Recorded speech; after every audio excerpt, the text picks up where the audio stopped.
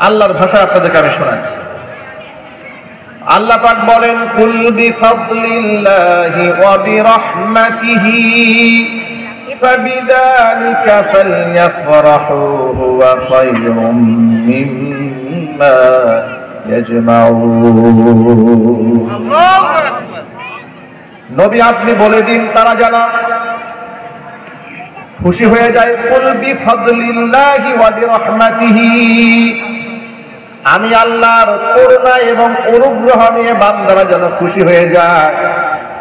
ফাবিযালিকা ফালইফরাহু হুয়া খায়রুম মিম্মা ইয়াজমাউন। এই পৃথিবীতে মানুষ সম্পদ বলতে যা জমা করে, সকল সম্পদের চাইতে এই দুটা নিয়ামত হচ্ছে সব চাইতে দামি সম্পদ।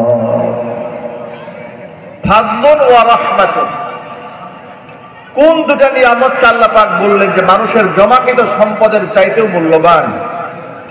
মুফাসসিরিন কোরআন যারা আছেন তারা লিখেছেন, যেমন রাইসুল মুফাসসিরিন ইবনে আব্বাস রাদিয়াল্লাহু তাআলা আনহু বলেন, ফাদলুন ওয়া রাহমাতুন। ফাদলুন মানে হচ্ছে আল্লাহ পাকের কোরআন, রাহমাতুন মানে হচ্ছে ইসলাম। আবার আরেকটা বর্ণনার মধ্যে এসেছে ফাদলুন মানে হচ্ছে ইসলাম, রাহমাতুন মানে হচ্ছে মুহাম্মদুর রাসূলুল্লাহ সাল্লাল্লাহু আলাইহি ওয়াসাল্লাম। অর্থাৎ কোরআন নিয়ে, ইসলাম নিয়ে আমাদেরকে খুশি থাকতে বলেছেন কে? আল্লাহ। আল্লাহর নামটা একটু মহব্বতের সাথে বলেন, আল্লাহ। কোরআন নিয়ে খুশি থাকতে বলেছেন কে? আল্লাহ। ইসলাম নিয়ে খুশি থাকতে বলেছেন কে? আল্লাহ। আমরা কি আল্লাহর কোরআনের প্রতি সন্তুষ্ট আছি? কারা কারা সন্তুষ্ট আছেন? দু হাত দেখতে চাচ্ছি। ইসলাম নিয়ে আমরা সন্তুষ্ট না অসন্তুষ্ট?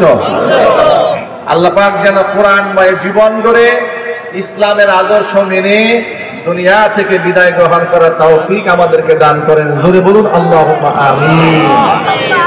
ভাইরা, আল্লাহ তাআলা দ্বীন ও ইসলাম দিয়েছেন আমাদেরকে, একটা কমপ্লিট জীবন ব্যবস্থা উপহার দিয়েছেন। এমন একটা দিন আল্লাহ তাআলা দিলেন কোরআন মাজিদের মাধ্যমে।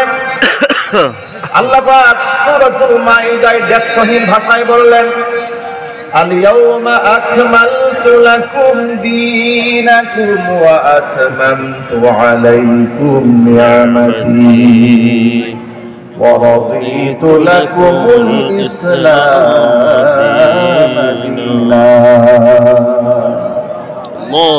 আজকের এই দিনে আমি তোমাদের জন্য তোমাদের দিনকে পূর্ণ করে দিলাম, আমার নিয়ামতকে পূর্ণ করে দিলাম।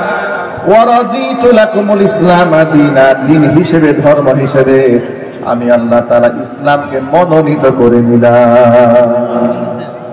প্রিয় ভাইরা আমার, এক বাক্যে জবাব দিয়ে বলতে হবে, আল্লাহর কাছে মনোনীত ধর্মের নাম কি?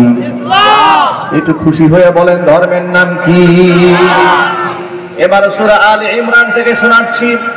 আল্লাহ পাক বলছেন, ইন্নাদ-দীনা ইনদাল্লাহিল ইসলাম।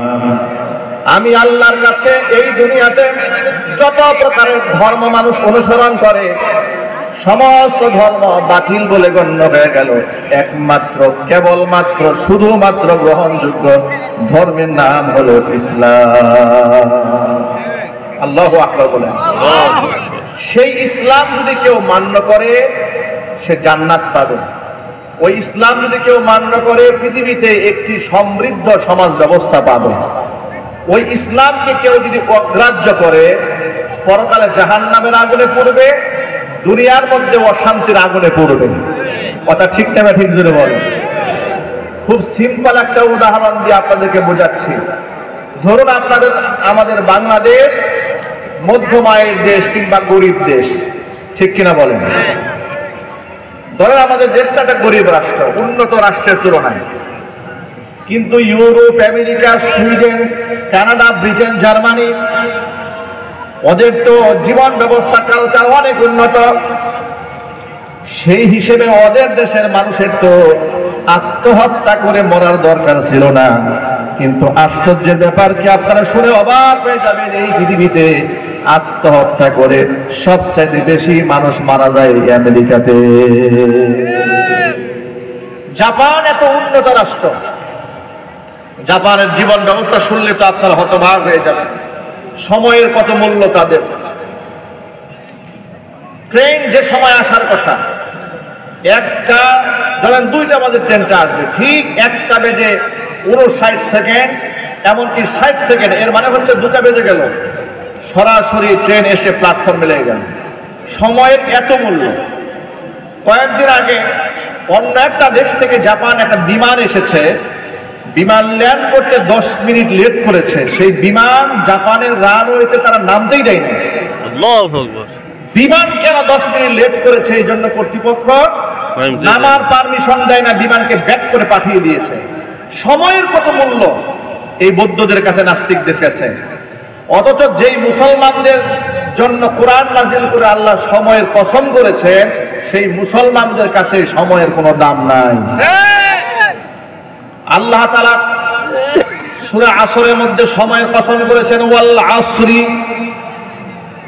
আবার সূরা দাহরের মধ্যে বলেছে, হাল আতা আলাল ইনসানি হিনুম মিনাদ দাহরি।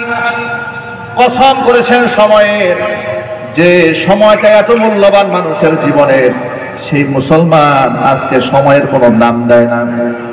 তার একটা সহজ উদাহরণ এই মাহফিলের মধ্যে দেখেন।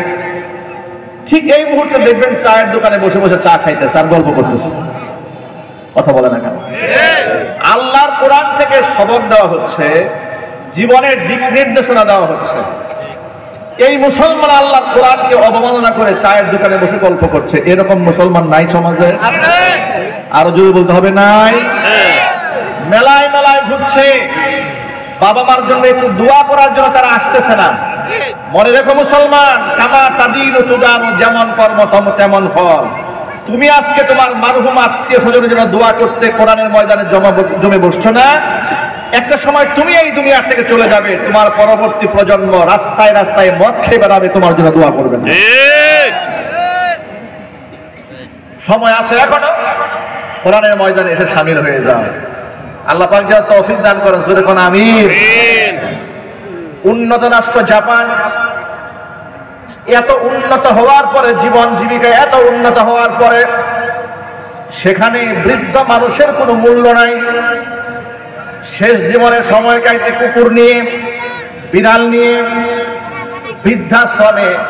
এমন অবস্থায় সময় তাদের কাছে যে অনেক সময় ঘরের মধ্যে বৃদ্ধ মানুষগুলা পচে মরে হাড্ডি সার হয়ে যায়, সন্তান খোঁজ খবর পর্যন্ত রাখে না।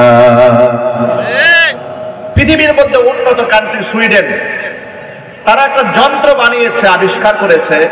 সেই যন্ত্র বানিয়েছে মৃত্যুকূপ।